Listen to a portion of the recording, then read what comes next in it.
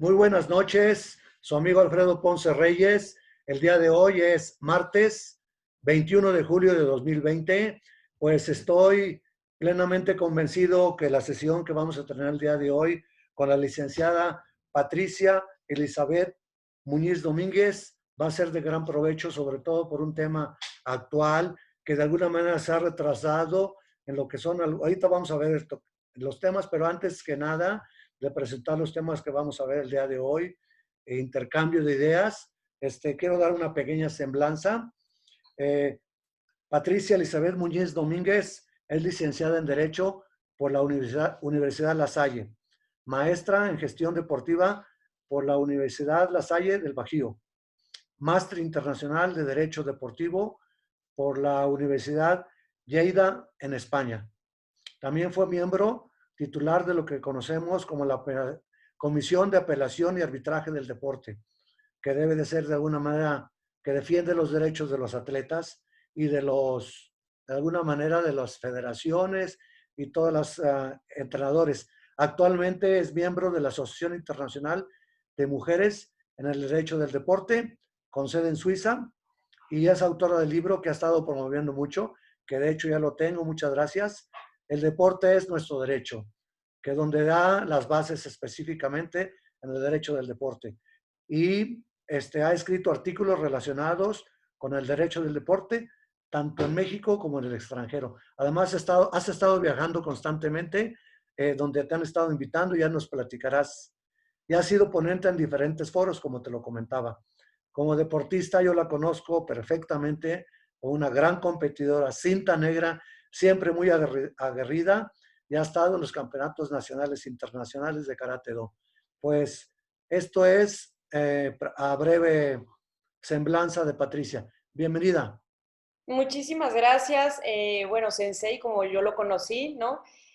Alfredo Ponce, y pues para mí es un enorme gusto estar el día de hoy con usted para platicar sobre estos temas. Bien, de alguna manera, pues sí, tenemos que empezar con algunos temas que me propones y que de alguna manera tengamos que aterrizar para algunos casos prácticos. ¿Qué es derecho deportivo? ¿Por qué es importante conocer los derechos en el deporte? ¿Cuáles son los derechos y obligaciones del entrenador deportivo? Y efectivamente también cuáles son los derechos y obligaciones del deportista. Si me haces favor de empezar para que lo entendamos de manera muy breve, ¿qué es el derecho deportivo? Claro que sí, como parte introductoria, ¿no? Porque muchas personas, sobre todo me he encontrado colegas que dicen, ¿existe en serio el derecho deportivo, ¿no? O atletas, entrenadores, personas involucradas, que sin saberlo, nosotros en su momento, pues practicamos, por ejemplo, un arte marcial, ¿no? Que también es considerado en la parte competitiva como un deporte, ¿no? Otras personas practicaron otros deportes, pero que al final de cuentas también se guían por sus propias reglas, ¿no? El derecho deportivo es precisamente el conjunto de normas, ¿no? Que regulan la práctica deportiva y los organismos que regulan la misma. Llámese desde el Comité Olímpico Internacional, federaciones internacionales, federaciones nacionales, asociaciones estatales, clubes, ligas. Entonces, todo lo que devenga de estos organismos es derecho deportivo como tal, ¿no? Ese es como el punto principal, ¿no? De ahí, obviamente, pues tiene que ver con otras ramas del derecho y a esto ya le llamaremos en su momento derecho del deporte, pero precisamente el derecho deportivo es el que surge de los organismos o instituciones, sí, organismos deportivos como tal.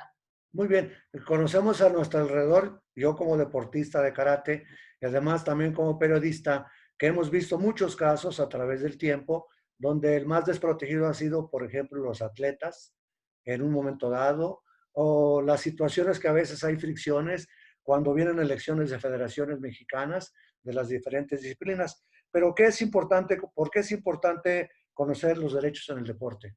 Sí, es correcto. Como bien lo comentaba, el deporte pues es una de las manifestaciones más nobles del ser humano, ¿no? Y sin embargo, muchas veces también se ve nublado por circunstancias inclusive ajenas. Uno como deportista jamás espera que estas situaciones ocurran. Sin embargo, yo creo que todos los que estuvimos, como dicen, dentro de, tenemos por lo menos una anécdota que vimos o vivimos respecto de alguna injusticia, arbitrariedad, alguna cuestión que por ahí dices, eso no tuvo que suceder, ¿no? O sea, en un evento, por ejemplo, nacional, llegan y me dicen que ya no puedo participar, que en ese momento estoy sancionado y me dejan fuera. Seguramente varios lo vimos, lo vivimos. Así es. atletas, mujeres segregadas en deportes no considerados para hombres, niños sobreentrenados por el deseo del padre o del entrenador de generar un campeón, y así me puedo ir porque al final de cuentas el alto rendimiento es la punta del iceberg, y los casos que vemos y que vamos a mencionar algunos es la punta del iceberg, pero abajo hay muchísimos más casos del día a día que suceden, y ahí está también el tema del derecho deportivo. Bien, en un momento dado, ¿por qué, por ejemplo, un entrenador debe de conocer los derechos del deporte? Es fundamental que conozca el tema de sus derechos y obligaciones de manera muy general, porque realmente es un tema que no hay mucho que exista en la normatividad nacional. Siempre pensamos que el deportista es el sujeto más desprotegido. Sin embargo, a nivel normativo, la figura más desprotegida es el entrenador deportivo, ¿no? En el tema del entrenador deportivo hay muy poca legislación. Por mencionar algunos ejemplos, solamente hay 4 derechos reconocidos en la ley general, que es la Ley General de Cultura Física y Deporte, que es, por ejemplo, el derecho a la capacitación, ¿no? En el caso de los entrenadores, el derecho a la justicia deportiva, el derecho que tienen a recibir incentivos con base en los resultados obtenidos, y, por ejemplo, si pertenecen a un padrón de alto rendimiento, te dice la ley, tienen derecho a un seguro de vida y gastos médicos mayores, pero ahí es precisamente donde nos seguimos enfocando en la punta de la pirámide, que es el alto rendimiento. Hacia abajo hay muchísimo que no se reconoce en la ley, por ejemplo, igualdad de circunstancias, que tengan derecho a una remuneración adecuada, que se les asegure, ¿no? La cuestión de las becas, etcétera. O sea, hay muchísimas cosas que no están todavía reguladas. Por otro lado, dentro de sus obligaciones, por ejemplo, es participar en eventos en los cuales seas convocado, si es que están recibiendo algún tipo de apoyo, ¿no? Algún tipo de beca, llámese, por ejemplo, o la extinta Olimpiada Nacional, llámese hoy Juegos Nacionales de CONADE, llámese Juegos Centroamericanos, etcétera. Otra de las obligaciones es conocer o dar a conocer cuando tengan algún caso de dopaje, que ahorita vamos a tocar algunos casos bastante famosos. ¿Por qué? Porque ya cuando yo me entero como entrenador, ahí la bolita ya está de este lado, ¿no? ¿Sí me explico? Aparte del deportista, Sí. yo como entrenador tengo esa responsabilidad de hacerle ver que está cometiendo una infracción a las normas antidopaje. Y por último, te dice la ley, otra de las obligaciones es, en caso de que exista alguna situación de violencia, prevenir, ¿no? En el ámbito de mi competencia, es decir, si vemos alguna cuestión, ¿no? Alguna riña, sobre todo de nuestros alumnos, ¿no? Y un Sí. tema bastante delicado ahí es el tema de las famosas novatadas, que en su momento lo vimos, lo vivimos, eso no, como dice, no me asusta, pero al final de cuentas sí hay que tener mucho cuidado porque pueden caer en otro tipo de responsabilidades, ¿no? Ha habido casos donde, aparte de atentar contra la integridad del deportista, pues ya se convierten en cuestiones pues bastante denigrantes que Sí. pueden afectar su salud física y Fíjate mental. que precisamente este tema que tú estás tocando, de las novatadas, a mí los atletas de alto rendimiento, por ejemplo, los de marcha, los de clavados, los de natación, por mencionar algunos de ellos, los de waterpolo, hacían unas novatadas, en verdad, que se pasaban del exceso. Por suerte, al parecer, ha disminuido todo eso, debido a los cambios que ha habido, sobre todo las leyes, y cada vez están más protegidos los atletas. Por lo menos se ha escuchado, ha disminuido. ¿Qué tan importante es este punto que estás tocando? Es fundamental conocer en la parte del entrenador deportivo, o inclusive desde el formador, ¿no? Inclusive desde los profesores, en la parte inclusive desde la educación física como tal, es importante conocer las responsabilidades en las que pueden incurrir. O sea, porque siempre escuchamos, no, y los vamos a meter a la cárcel y a la cárcel. O sea, eso ya es lo último, ¿no? No siempre nos vamos con esa finta. Pero sí es importante ver, de acuerdo a la gravedad de la situación, en qué responsabilidad voy a incurrir, ¿no? A lo mejor no es lo mismo que valga la expresión, le miente la madre a un árbitro en plena competencia, a que me agarre a golpes con el árbitro, lo empuje, le rompe la nariz. ¿Sí me explico? Entonces hay que ver la Sí. gravedad de la situación, y ahí dividimos, por ejemplo, los tipos de responsabilidad entre la más leve, que se le conoce como responsabilidad administrativa, ¿no? Si yo voy en contra de algún estatuto, reglamento, código de conducta, pues me pueden sancionar. Ahí entra la parte de las sanciones deportivas, pero ojo, para sancionarte en el ámbito deportivo, ¿no? O sea, no es tan fácil, ¿no? Te tienen que llevar una audiencia, tienes tu derecho a defenderte, porque muchas veces vemos que en la propia competencia llegan y te dicen, ya no puedes participar, y así no son las sanciones, ¿no? En el ámbito Pero deportivo ni eso en el pasa constantemente, licenciada Patricia. exacto, por eso Pero constantemente lo vemos con los atletas que no saben cómo defenderse, los mismos entrenadores pagan su ficha de competencia por decir, no vamos a mencionar cuál, y a la mera hora no se les permite participar porque realmente hubo una situación política y van sobre los atletas. así es, y por eso decía desde un inicio, ¿por qué es tan importante conocer los derechos? Porque como deportistas, entrenadores cualquier otro papel que juguemos o hayamos jugado en el deporte, seguramente vimos o vivimos una situación así, ¿no? Yo la vi muchísimas veces con compañeros, y es precisamente eso, el desconocer que me tienen que notificar primero por escrito que me van a iniciar un procedimiento, me tienen que llamar a una audiencia donde yo puedo defenderme y al final me tienen que dar una resolución con base en los estatutos, ¿no? Y debidamente, decimos los abogados, fundada y motivada. Entonces, realmente vemos que en la práctica no sucede eso, ¿no? Y me dicen, oye, ¿qué hacemos? Le digo, mira, y así les he enseñado a muchos deportistas, le digo, con todo el respeto, porque no vas a entrar en provocaciones, pero tú le vas a decir para que vean que estás informado. ¿Sabe qué? Con todo respeto, profesor, sensei, lo que sea, le comento que mis derechos deportivos siguen vigentes. Para mí, sancionarme me tienen que llevar, ¿no? Lo que decíamos, una, notificarme, dos, una audiencia, me tienen que dar una resolución. Y si no están estas formalidades, no me puede impedir mi participación.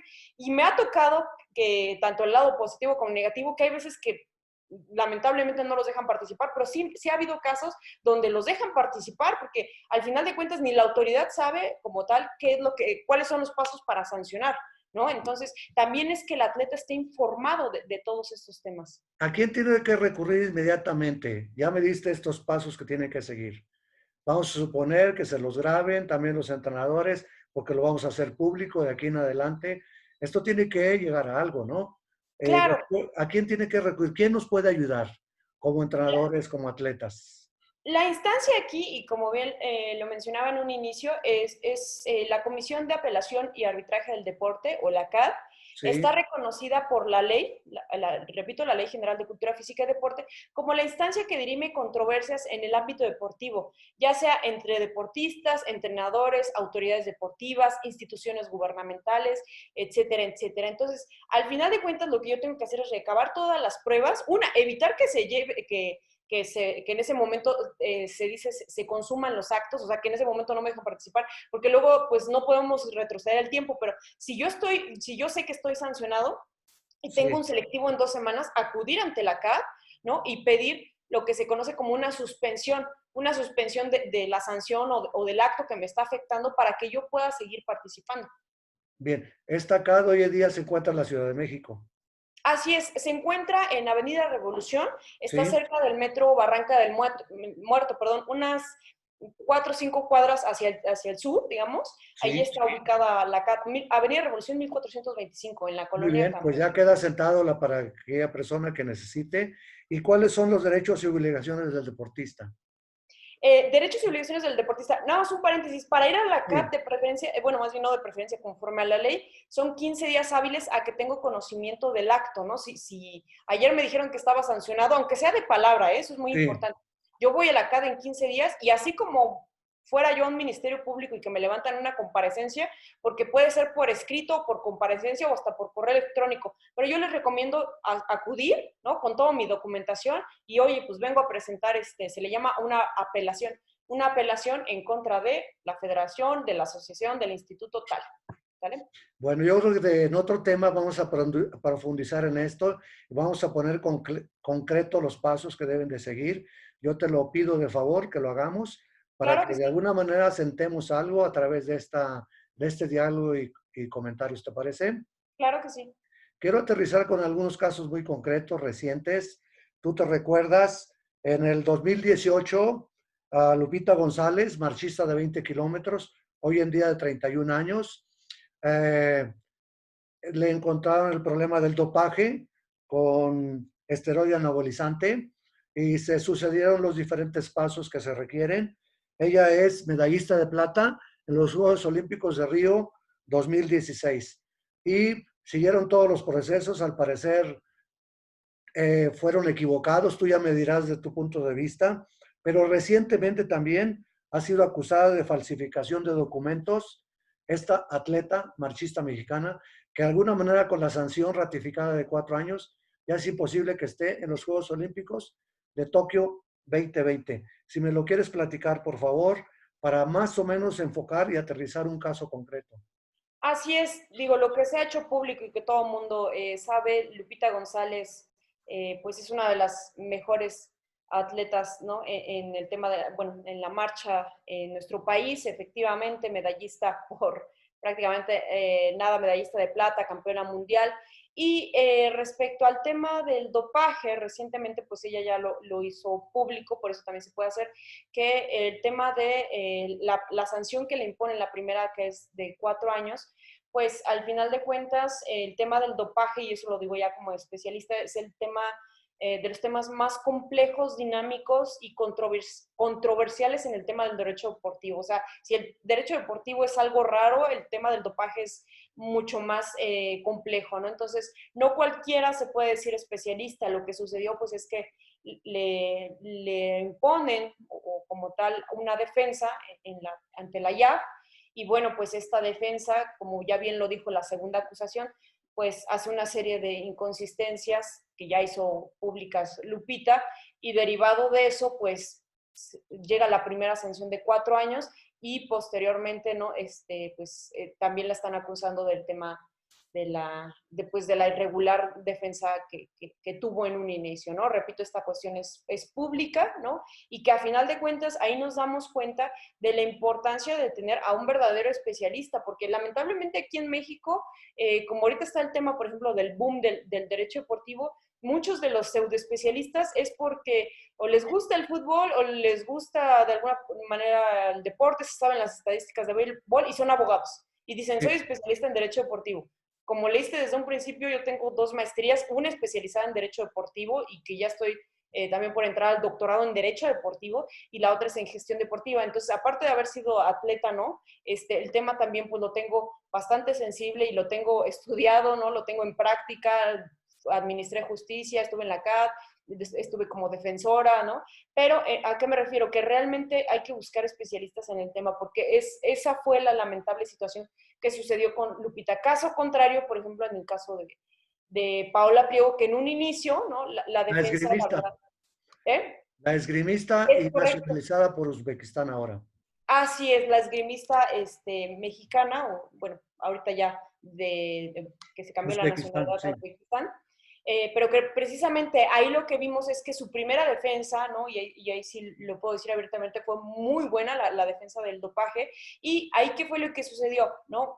Sabemos un poquito de la historia, que previo a los Juegos Olímpicos de Río 2016, en un Panamericano, a ella le hacen un control de dopaje y sale positivo, ¿no? O con un resultado analítico adverso, que es el término correcto, por modafinilo, ¿no? Es una sustancia que inhibe el sueño, y lo que hace su primera defensa, aunque ya se quedó fuera de Juegos Olímpicos, pues es ir ante el TAS, que es el Tribunal Arbitral del Deporte, o sea, digamos, Correcto, sí. exacto, lo que sería la CAT, pero a nivel internacional, y al final pues la exoneran totalmente del tema del dopaje. Ahí hay que recalcar que la defensa de la parte del dopaje fue pues exitosa, y fue pues realmente por un especialista, Ahí ¿no? es donde debemos tener cuidado quiénes son los que nos van a defender. Así es, porque puede salir, como dicen, más caro, la frase más Caldo que cara, las albóndigas. así es, ¿no? Entonces decir, bueno, pues al final de cuentas, ¿con quién me estoy asesorando? Es muy importante ese tema. Así es. Pero hay que hacer también hincapié en que la demanda se la ganó a la CONADE, Comisión Nacional de Cultura Física y Deporte, que es el máximo organismo de México, y que de alguna manera se determinó que ella tenía que ser indemnizada con 15 millones de pesos. De que se los vayan a dar, no lo sé, pero de alguna manera, bueno, ya se deja el precedente. Así es, pero y ahí, por ejemplo, me gustaría recalcar que fueron en este caso 2 procedimientos. Uno en la parte deportiva, ¿no? Sí, En el tema del TAS, porque si no hubiera tenido ellos esa resolución, esta no hubiera procedido el tema civil, ¿no? Entonces, una vez que tienen esta exoneración por parte del TAS, del Tribunal Arbitral del Deporte, que de hecho está en Suiza, en Lausanne, Suiza, que ahí están casi todas las federaciones y Comité Olímpico Internacional y el TAS, ¿no?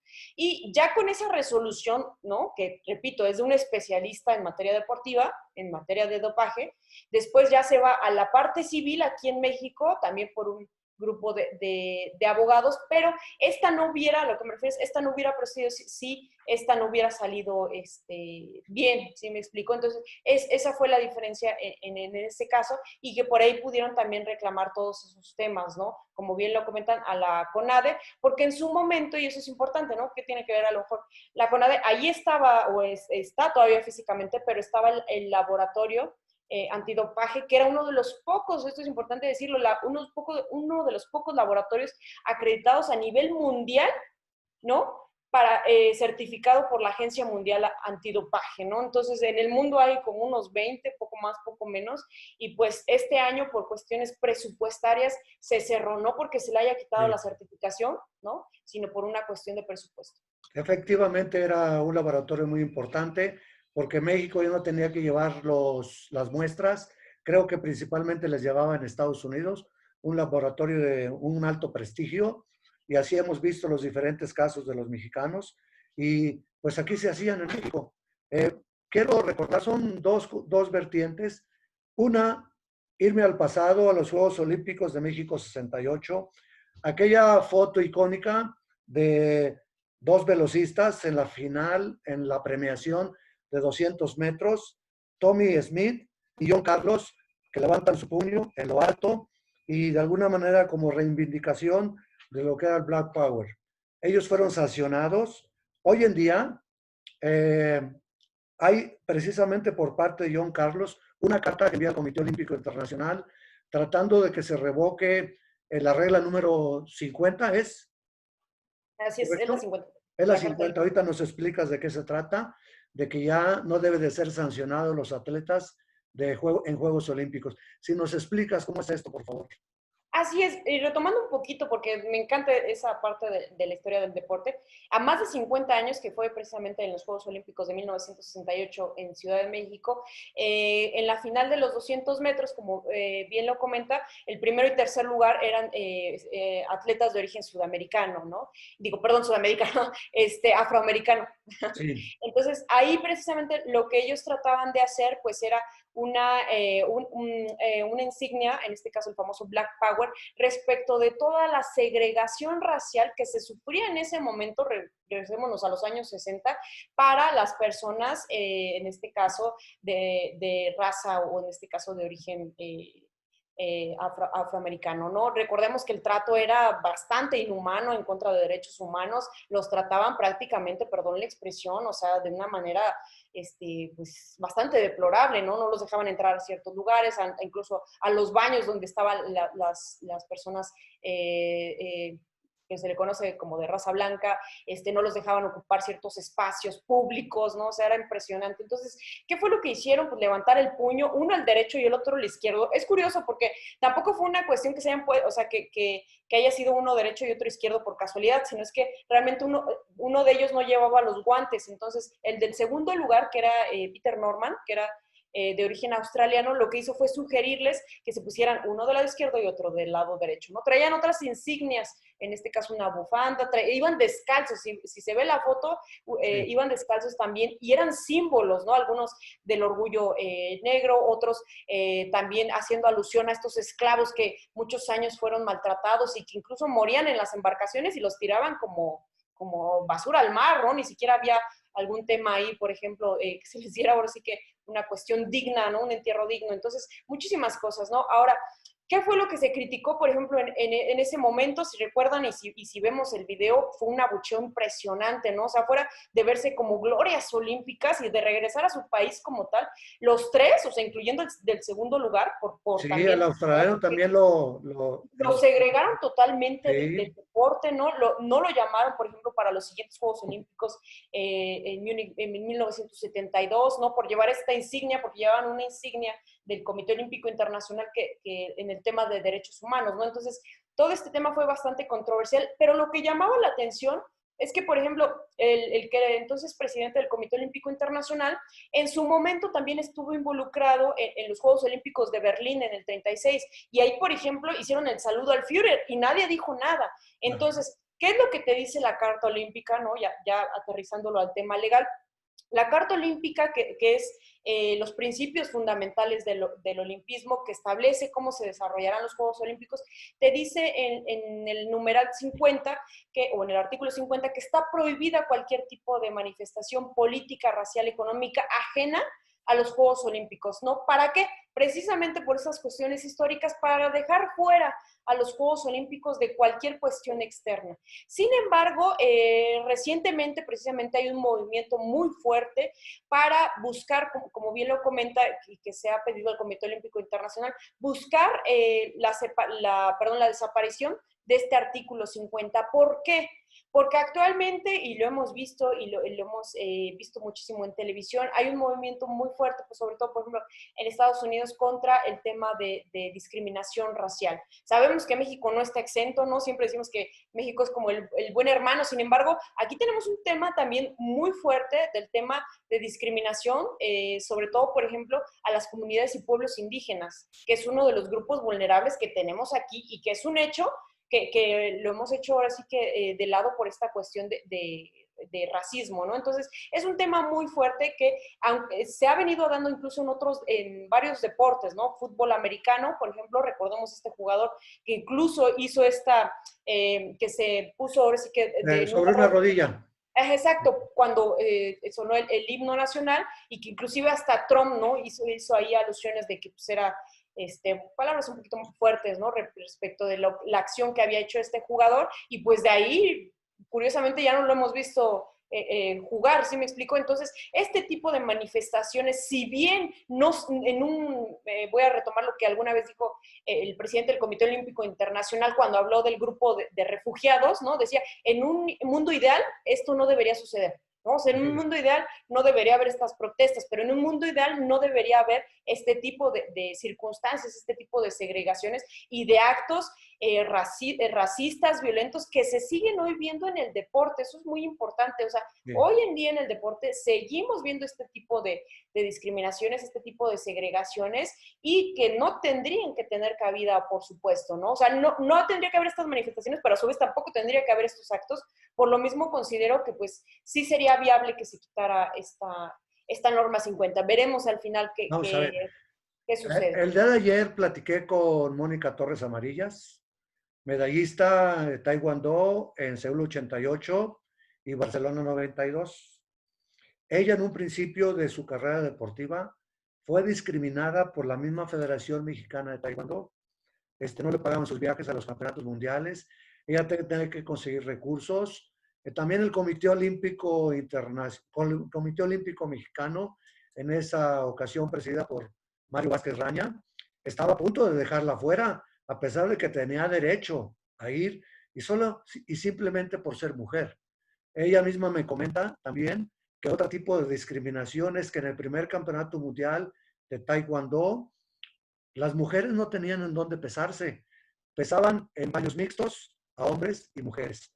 Pero en protesta de algunas atletas de España y de Italia, lo que ella me relata, se logró que a los siguientes campeonatos mundiales la mujer o las mujeres atletas tuvieran su lugar para el pesaje, porque tú sabes perfectamente que para dar el peso límite, en ocasiones tienen que hasta ponerse lo mínimo de ropa interior.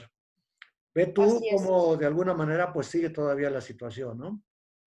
Así es, el tema de equidad de género en el deporte, ¿no? Por eso lo comentaba desde un inicio. O sea, al final el deporte es una de las manifestaciones más nobles del ser humano. Sin embargo, hay cuestiones, ¿no? Y grupos que al final de cuentas, pues han levantado la mano con toda razón. Uno de ellos es la cuestión, o en este caso las mujeres.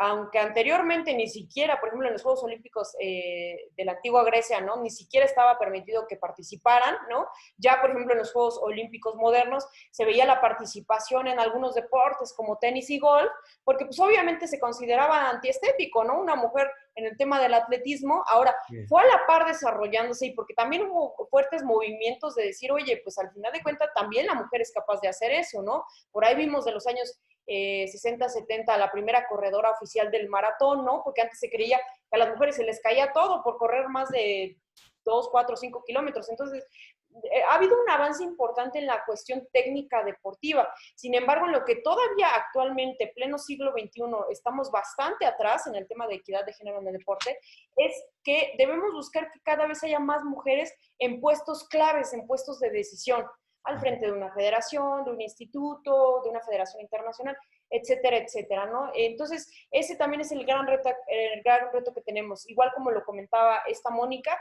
anteriormente y hoy por hoy en otros deportes, ¿no? Que me atrevería a decir, también están esas circunstancias que llegan al estadio y pues ni siquiera hay un vestidor de mujeres, pequeño detalle, ¿no? O sea, esas circunstancias que hoy por hoy seguimos viendo y seguimos viviendo actualmente en nuestro deporte. Hay nada más como comentario, hay un instrumento que se llama la Declaración de Bridgton, que es de los años 90, y esa precisamente es del Comité Olímpico Británico, o en su momento, ¿no? Británico, y respaldada por el Comité Olímpico Internacional, que reconoce esta importancia de dar equidad en cuanto a la formación desde las niñas, niños, ¿no? La formación en cuanto a la cuestión deportiva, los puestos de decisión, ¿no? La igualdad de circunstancias, que se asignen igualmente los recursos tanto hombres para mujeres, ¿no? Entonces, este tema es muy importante, ¿no? Y recientemente también hizo un examen el Comité Olímpico Internacional respecto a la equidad de género y pues precisamente daba estos retos, ¿no? Y hoy por hoy el Comité Olímpico Internacional tiene muy claro este tema de decir, oye, o sea, es importante la participación de las mujeres y también la participación en puestos o en tomas de decisiones en el deporte.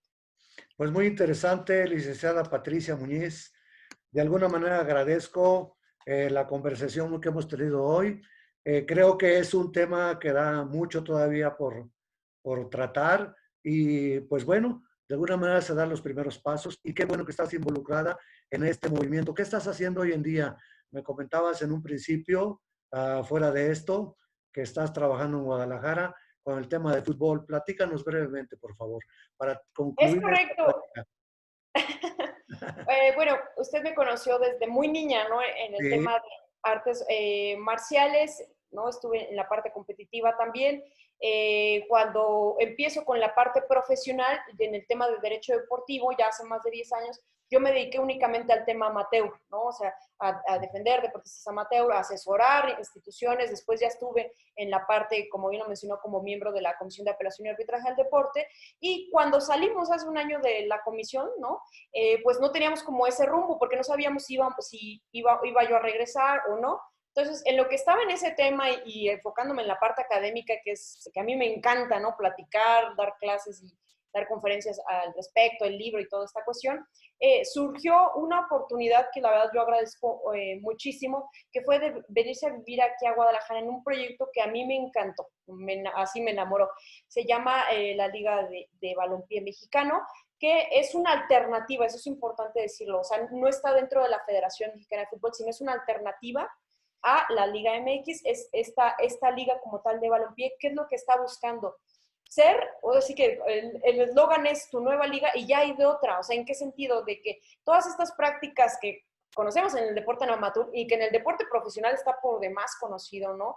Se está buscando precisamente que la prioridad número uno sea el jugador, proteger su integridad física y mental, ¿no? Y desde la parte legal es lo que estamos tratando de blindar al jugador. ¿Para qué? Para que no se vea en este caso, o sea, se vea al final como lo que es un ser humano, ¿no? Como todos, ¿no? Que en el deporte profesional se mueven otras cantidades, sí, pero al final de cuentas el que está ahí, ¿no? El intérprete número uno es el jugador, después viene el entrenador y todos ellos se busca que se protejan, ¿no? Desde la parte legal, desde la parte comercial y todo, para que no solamente se den resultados deportivos, sino se formen realmente seres humanos y seres integrales, ¿no? Se está buscando convenios con universidades para darles educación financiera, desarrollo personal, etcétera, etcétera. Entonces, es un proyecto, la verdad, bastante ambicioso que tiene programado iniciar en octubre y que su servidora pues está a cargo del tema legal. pues qué interesante, muchas gracias. Pues nos vamos a despedir, le vamos a pedir a nuestros seguidores que el dedito de like para que nos sigan en el canal de YouTube con el nombre de Alfredo Ponce Reyes, que se suscriban, que los vamos a tener al tanto de lo de que es el derecho del deporte. Realmente hay poco, pero qué bueno que se inicia y que tú eres una de las pioneras y qué bueno que también eres una damita y que eres una guerrera porque te conozco, te he visto en el tatami enfrentándote dignamente y haciendo como debe de ser el Karate Do en todos sus niveles. Licenciada Patricia Muñiz, muchas Gracias, gracias. José. Muchísimas gracias por la invitación y bueno, pues un agradecimiento y saludos a todos. Muchas gracias y buenas noches. Y a Buenas cuidarse, noches. cuídate mucho. Así es, cuídense mucho. Hasta luego. Hasta luego.